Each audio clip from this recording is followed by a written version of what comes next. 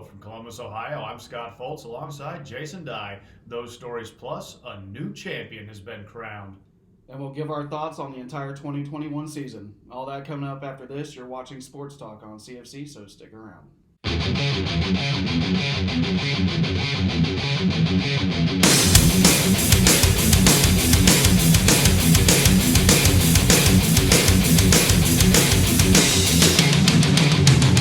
It's business casual day here on Sports Talk. We're going to talk business, and we're dressed casual. It was an SEC battle for the national championship as the red-hot Georgia Bulldogs took on the defending champion Alabama Crimson Tide in what started out as a very low-scoring game. The Tide scored the only points of the first quarter with a field goal and added two more in the second, while Georgia scored two of their own. The score going into halftime was 9-6, and not a single touchdown had been scored by either team. That would change in the third as the Dogs scored the first touchdown of the game while holding the Tide scoreless for the quarter to take the lead. The fourth quarter was like a whole different Georgia team as they held the Tide to just 9 points while putting up a whopping 20 points of their own in the fourth quarter alone, finishing the game with a 33-18 score and Kirby Smart's first national title. Georgia, only the fourth team to win in the college football playoff era. Alabama and Clemson have traded wins over 4 of the last 6 years. And which team won the very first one? Why, I do believe it's this one right here. The Ohio State Buckeyes winning the very first college football playoff. But hats off to Georgia. They have been on a tremendous run all year long. And this is the cap of it all. A very well-earned victory. Yeah, and to start it out with just 9-6, I mean, I figured there'd be a little bit more offensive fireworks in the first half, but especially to see a national title game with no touchdowns in the entire first half. Right, very, very uncommon. But this was a team that had good defenses. Both of them had great defenses and knew each other going into this game. But it just really felt like Kirby Smart had a rabbit to pull out of the hat, and he found a way to start beating Nick Saban, which is a very uncommon place. Yeah. Because usually as the games start to wear on, Alabama gets stronger. And this wasn't the case in this game. And hats off to Kirby Smart and Stetson Bennett. I think they had a really good game plan in that second half. Yep, and Georgia's been on fire all year. Mm-hmm. And it seems like even after losing to Alabama, they didn't lose their swagger. They didn't, okay, we lost, it sucks, but it's time to go back to business because they knew they were going to be back there again, and it was just great for them to see them to come out in that second half, hang 20 on Alabama, and really stick it. Never mind just the half. 20 points in a single quarter against Alabama is almost unheard of. Yeah, it was a good game. It was a good one to watch, even though it was heavy, obviously all SEC, and it didn't matter if SEC was going to win a national title one way or the other, but it was a good game to watch. A college football fan standpoint. And it's good to see another team win rather than just trading back and forth between Alabama and Clemson. Yeah, absolutely. There have been talk of Georgia being something all year. Yeah. And actually the last few years they just wondered where this Georgia team was going to come out from, and now we got it. Now we got the answer. This year's team and Kirby Smart and the Georgia Bulldogs were the team to beat this year. And like you've been saying all year long. Yeah, we were looking at the next national champions. I'll admit, even I wasn't so sure after they played Alabama because, again, we've said it, we're not the biggest Nick Saban fans, and it's not so much him but the media coverage he gets. But the man knows how to win college football games. Yeah. He's got a spot reserved in the Coaches Hall of Fame. The man gets it done. And the way that they went over Georgia, it was almost as if maybe Bama was Georgia's first real challenge.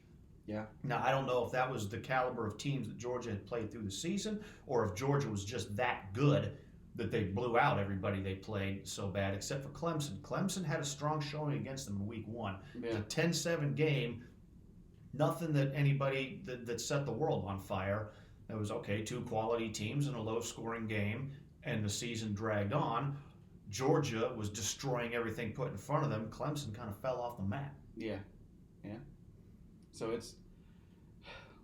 I just think Georgia obviously had the team to beat this year. Clemson did fall off and fell off hard. The ACC as a whole fell off. Yeah, and Wake Forest showed something. They started clawing their way up. until they played Clemson, and Wake Yeah. Forest was knocked right back down. Yep, and it was really hard to gauge Georgia after that win on versus Clemson, but as the season started to progress and even getting into the thick of the Georgia schedule, I mean, when they played their cupcake team Mm-hmm. there in November and all that, I mean, they still, to me, were the team to beat. Yeah. And sorry.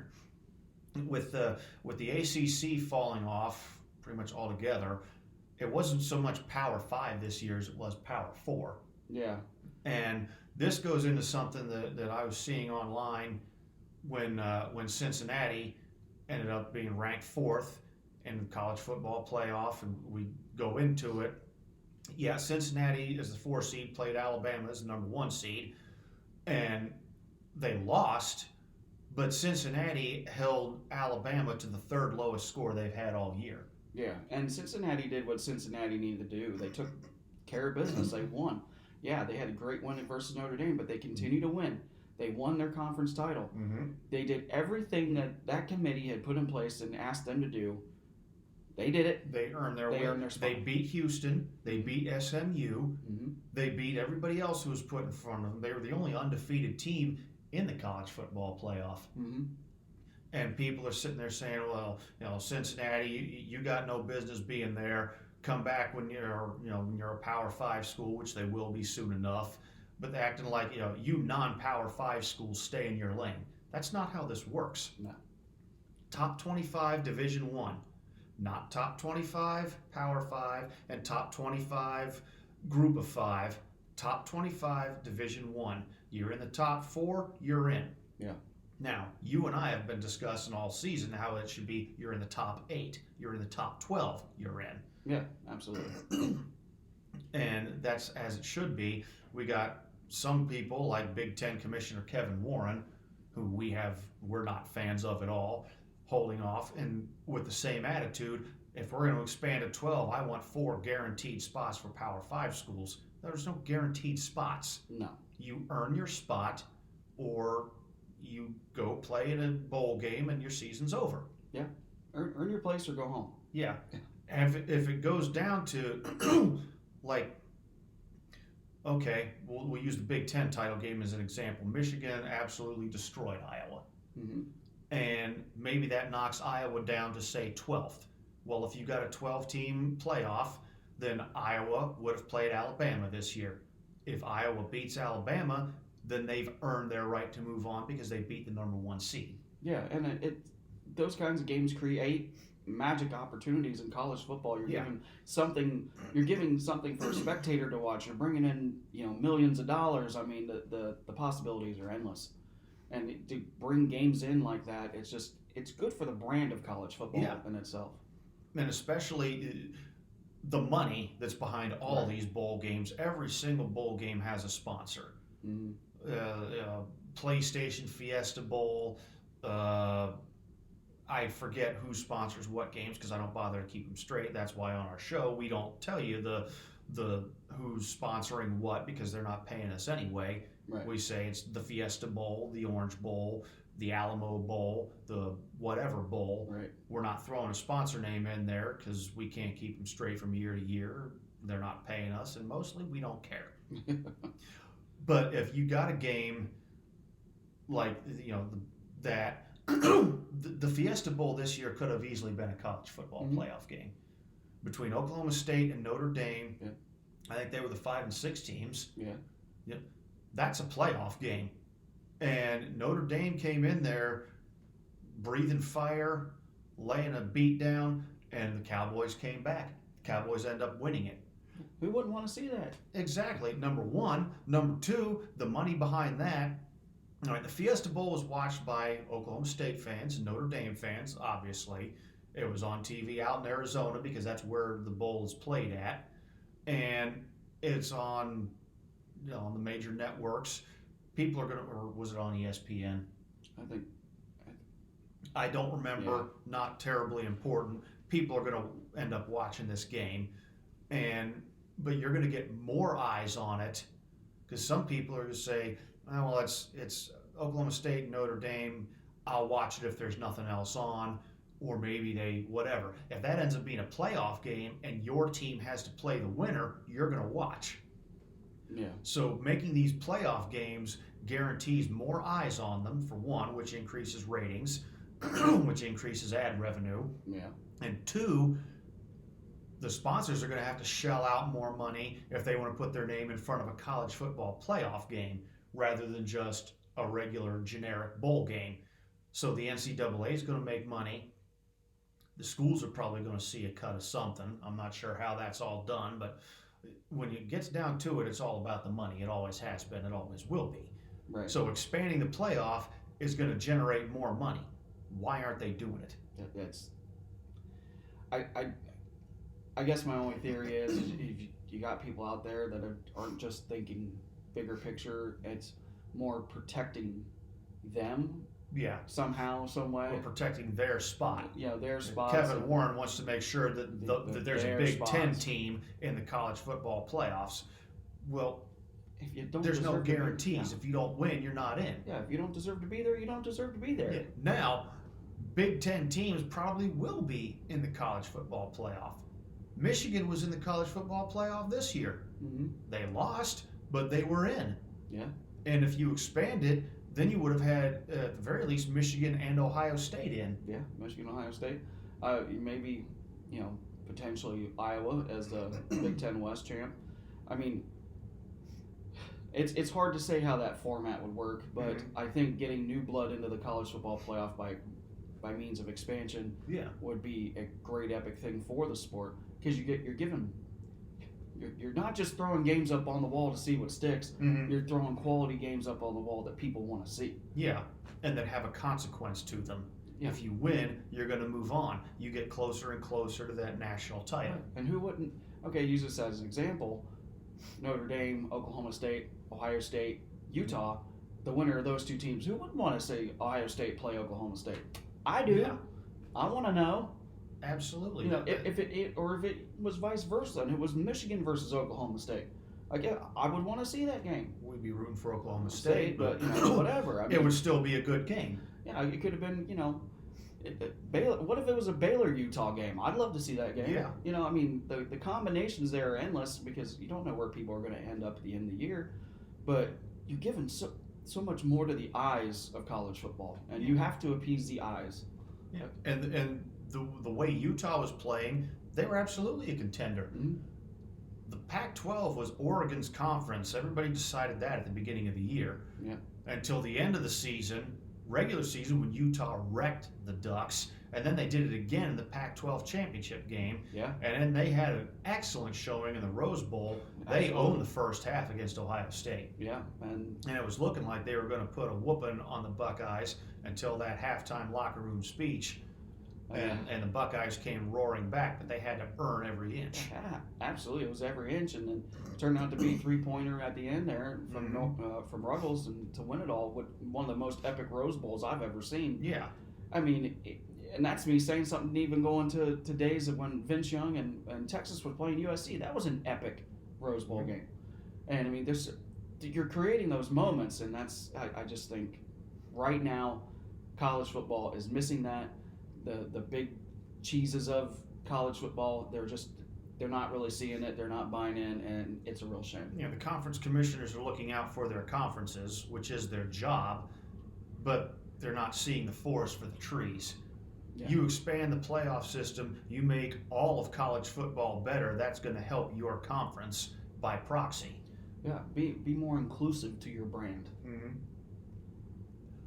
And, other things throughout the year, like the way C.J. Stroud played in that Rose Bowl game, people were talking about him at the beginning of the season. We found out later on he was dealing with an injury the first couple games, especially in that loss to Oregon. And here in Columbus, sit C.J. Stroud, fire Ryan Day, the usual fair weather nonsense.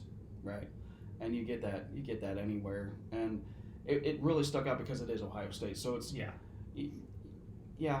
We here in Columbus are used to winning. Yeah, and Ryan Day, being a quarterback guy, knows his guys, and he's like, look, I picked C.J. Stroud for a reason, and that kid filled the shoes of Justin Fields and had to do it in a hurry. Yeah, And as a did- freshman, as no a less. freshman, and now we've got him for at least another couple years here, Mhm. and it's kind of like you wrote him off, and the kid has just shut you up. Yeah. And it was a beautiful thing to see. We stuck by him, and I said I made it very clear. I'm standing behind C.J. Stroud until he proves otherwise. Yeah, he came back. He sat down in the Akron game to rest his shoulder. Kyle McCord had the game of his life against Akron. And then Stroud came back the following week and showed who he was. Yeah. Who he Absolutely. is. Yeah. And he's been getting better and better week in, week out. Mhm. He's matured exponentially from just a great quarterback to a team captain to a locker room leader. Yeah. And that's a lot to ask for a young man, a freshman, to carry a team like Ohio State on his back, but he stepped up to the challenge. He He's did. done it. Yep. And especially in the Rose Bowl without his two best receivers. Yeah. So now he's got C.J. Stroud, Jackson Smith and Jigba. There's going to be a couple other receivers coming in next year's recruiting class. Trayvon Henderson with the run. There's going to be some running backs behind him who are every bit as good. Yeah.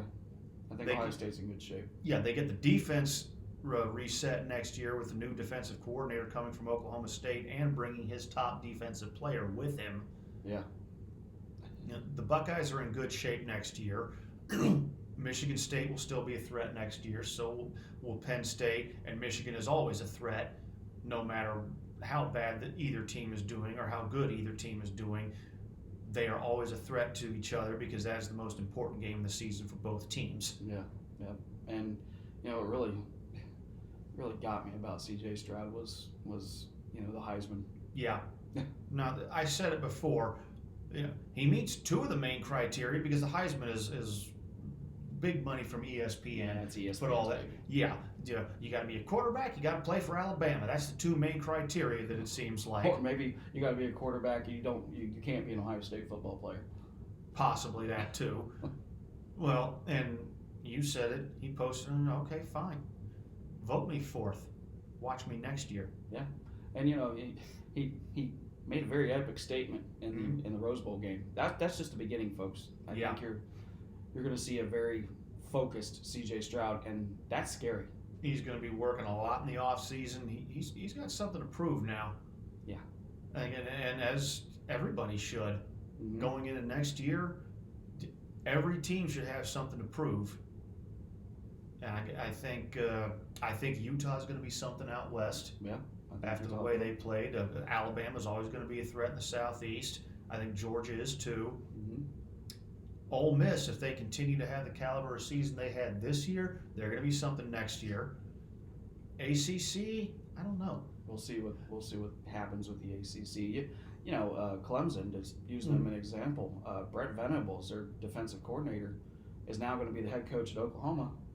So now, how does old Dabo over there fill that void? We'll see how that happens and who's going to be the top dog in the ACC. It's too early to tell. At least in my eyes, it is. So, Or will a team like Florida State step up? yeah. Or is Miami going to come back to prominence again? Miami, Florida. Yeah, speaking of the Florida teams, if you're going to include, most of the time when you're talking the Florida teams, you're talking Florida, Florida State, and Miami. Now there's UCF to consider. Yeah. UCF showed me something this year. They took on the Gators, and I think it was the Citrus Bowl, and they put a beating on them. Yeah. They made a statement. They are tired of being left out in the cold and treated like everybody's baby brother in the state of Florida. UCF wants to let everybody know who they are, and they are here to stay. Yeah. Right now, to me, UCF is the king of Florida. Yeah, right the now. top team in Florida, no question. Top dog. They already beat Florida. I think they could have taken this year's Florida State team. I think they could have taken Miami. Yep, I think so too. I do. I like it. And then, again, out west, like I said, Oregon. Big 12, Oklahoma's always going to be a threat. Mm-hmm. Texas, if they keep them falling apart like they did this year, they'll be something. Yeah. Oklahoma State will be back there Yeah, again. Baylor too. Yep. Big 10, we've already rattled them off. Ohio State, Michigan, and Penn State. Out the West, Big 10 West, Iowa's going to be something, I think. Yeah. Wisconsin will probably be in good Yeah, shape. Minnesota too. Yeah. Illinois, We'll see. yeah. I mean, the way that they beat Penn State, 9 overtimes, never happened before. We didn't expect it. No. That week we called Penn State to just blow or Illinois out of the water and move on to the following week. Yeah. And yeah, Penn State won, or no, I'm sorry, Penn State lost Yeah. to Oklahoma, or I'll get it right, I promise I will. Illinois. Penn State lost to Illinois in 9 overtimes. Yeah, unheard of. But anybody can win on any given Saturday. That's what you've been saying, and that goes back to expand the college football playoff. Yeah. Anybody can win. It's not Power 5, it's not Group of 5, it's the 12 best. Let's go to work. And I know what my least favorite moment of the season is. Yours too. Yeah. Yep. You still suck. Yeah. He Yeah, means so- Michigan, not me. Not him or Yeah. you watching. No, our great fans are awesome. Yeah, and thank you. Very much. But favorite moment of the season may be that Rose Bowl. To me, that's my favorite. That's Yeah. absolutely my favorite. Not just because our team won, but the way they came back and won. That entire game, start to finish, I love seeing my team down, and then I love seeing the epic comeback because you want to see moments like that. College football delivers those kinds of moments. Yeah, just like in the Fiesta Bowl, towards the end of the game is okay. Well, Notre Dame's got this one. No, Oklahoma State had something to say about it. The fighting mullets had something to say about that, because even though they're not men and they're not 40, but Mike Gundy is. Yep, man. Actually, he's not 40 He's anymore. up there. Yeah. What is he, 50? I don't know, but he's north of 40. Sorry if it's too old. If you happen to be watching, Gundy is not. Yeah. Yeah, another great comeback, the Minnesota-Wisconsin game. Yeah. The way that, I can't see now. I remember it, but I forgot all the details right off my head right now. Yeah, but there was a lot of great moments in college football this year, and I mean, it's probably one of the greatest seasons I've seen in a long time. Yep, and the 2022 season looks to be even better. Yep. So, that being said, that's going to do it for us for the show and the year. Jason and I have had an absolute ball bringing you all these shows all year, and we hope you've enjoyed them too. We'll see you back here next season for more college football chaos right here on Sports Talk.